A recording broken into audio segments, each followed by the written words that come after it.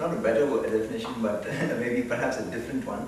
The working definition that I thought up for myself is that factory farmed meat would involve any production of meat on a large scale meant for mass production using highly developed technological apparatus post the Industrial Revolution. So that would mean, for example, the production of books. An analogy would be production of books versus, writing with ink and so on. So anything that involves mass production using some artificial means and using highly developed technological apparatus. Okay, Chris. My question is directed primarily to you, John. It seems like to me that my understanding is that the effects of factory farm meat on humans is well documented enough from the issues of the higher incidence of things like E. coli from techniques to the overuse of antibiotics and hormones. So there's clearly some human dimension. You pointed out that it may not be our worst sin, our worst modern technology sin, that there may be many other worse things.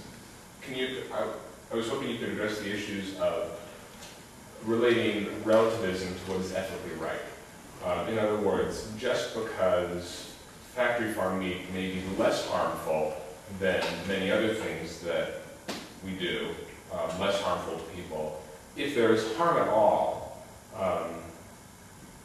to the people who consume the meat, to our general society, to the people who are marginalized, can you say that's ethical? No, we cannot say it's ethical. But on the other hand, to say it's never ethical is a slightly different thing. It's like saying when we grow crops, we use pesticides, and they are known to affect humans in an adverse manner. But large-scale food production of even vegetables these days contain pesticides. But that doesn't mean it is right in itself. Even because it causes a little harm, doesn't mean it's right.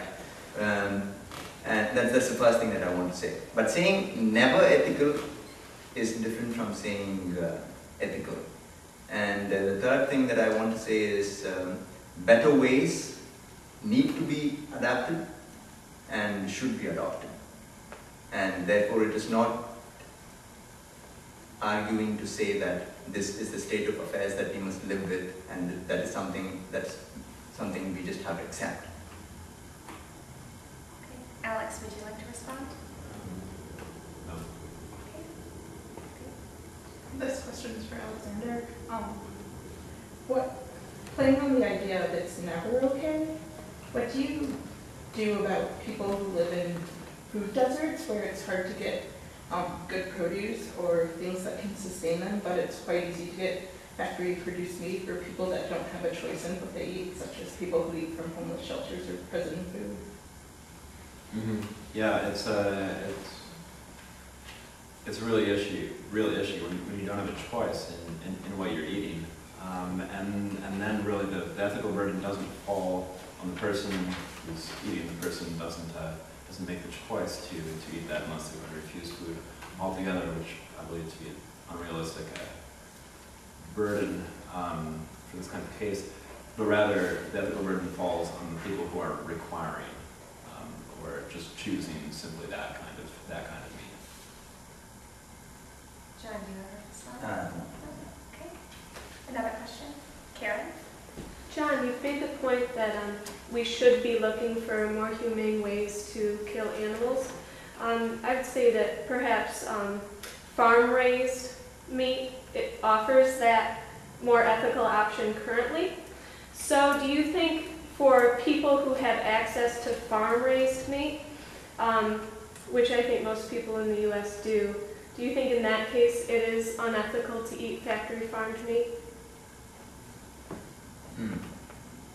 That's a good question, and something to which I do not have a straightforward answer.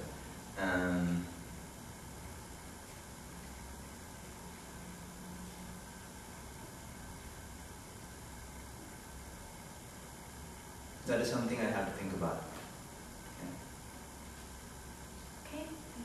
to more questions. Hmm? Oh, sorry, Jacob. Oh, sorry.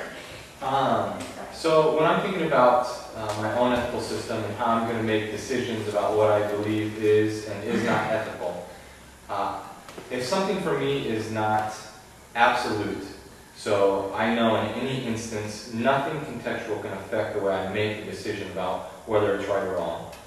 If that's not the case, I need some sort of decision-making process that tells me in what context I could deviate from something that's not absolute.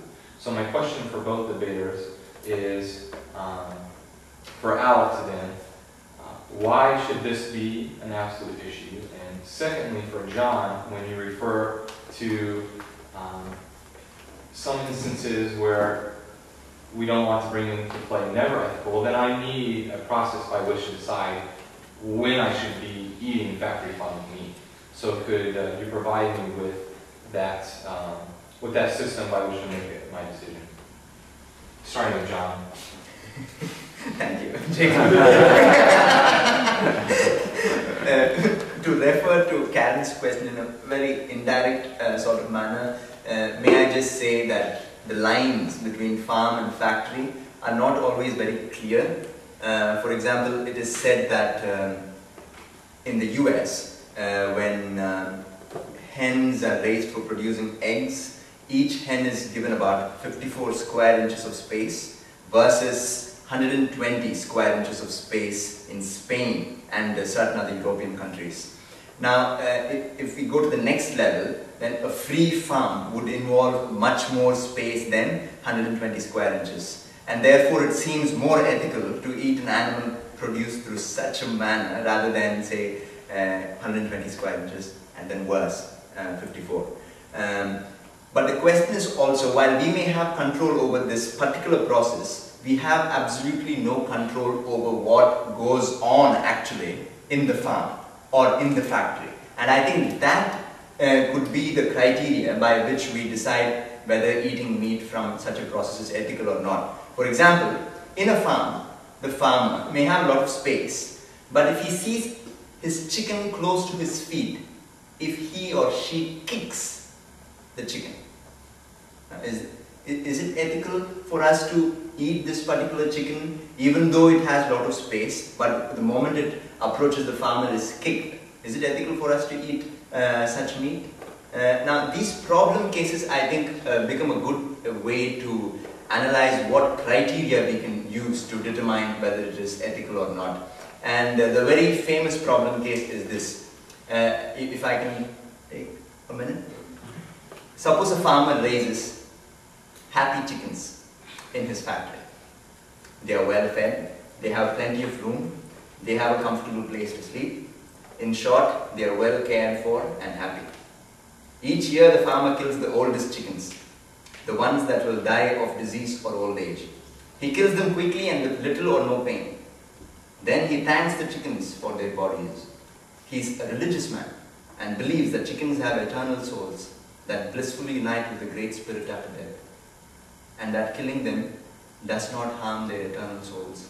In fact, liberating the chicken souls from their mortal bodies is a natural and good thing to do. That done, he carefully prepares the chicken meat and eats it with great relish. He replaces the chickens he kills with new chickens each year so that the chicken population remains stable. Does this farmer do anything that is morally wrong? Is it never ethical? So it has some silly points, but I think it does make a point rather. Alex, would you like to respond? Yes, well, first off, this fanciful chicken farm, there's little, if any, resemblance to the factory farm production of meat today. I think that would probably not fall into the category of factory meat if such a place, in fact, did exist. But in terms of the moral absolutes, the reason why this is valuable as moral absolute is that it is precisely those things that you're talking about, a guiding principle. This is something which I believe should be the norm,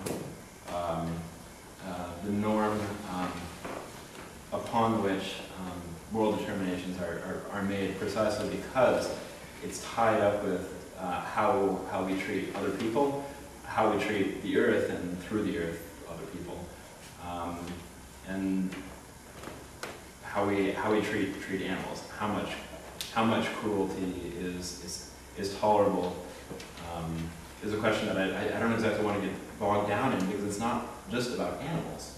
It's much more about people. It's much more about health. It's much more about societal cost. And because this is a system which is actively harmful to society, which is a poor use of societal resources, I believe that it's one that we should not give more money to in order to perpetuate itself. Okay, Luke. Just to respond to your statement, and this is a little bit similar to what Barrick said, but if we have just as much,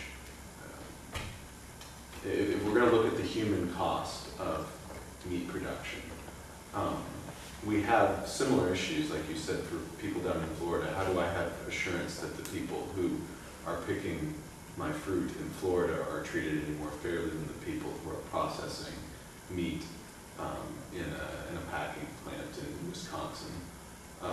If we have moral issues with our food production, be it in meat or in the production of non-meat food, isn't it precisely the issue of the suffering of animals that makes people more readily willing to give up meat because they're not exactly sure of what its production has been, than to give up something that's equally problematic in the raising of grains or fruits as far as the human cost? Yeah, that can be a reason why people give up meat. I don't. While it is perhaps even the most common reason, I don't think that it's the best reason. I think that it was more important in California during Cesar Chavez's grape strike to give up eating grapes produced in California than it is to give up eating meat altogether today. But that doesn't mean that it's not a good idea to give up eating meat today. We have to make the best ethical decisions we can with the information that's available to us, and we have to sometimes actively seek out that information. Sometimes it's handed to us. My denomination, for example, a number of years ago, supported not eating from Taco Bell, because there were a number of instances of undocumented immigrants being drastically underpaid in Florida, picking vegetables, picking tomatoes and lettuce, and that's something that is very much also a moral issue. We have to be aware of all of these things. Can I follow up?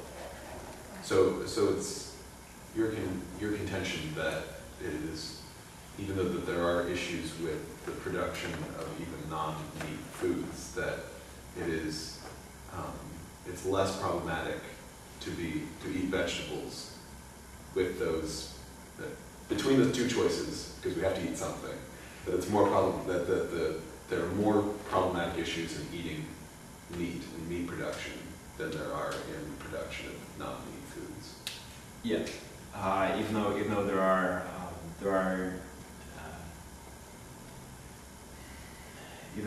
there is occasional harm to workers, I should point out that it's not exclusively workers who are mistreated who are working in either of these industries, of course. However, it is across the board true that the livestock industry contributes to global warming, contributes to pollution in a number of ways that the vegetable producing industry doesn't produce. Okay, we have time for one more question.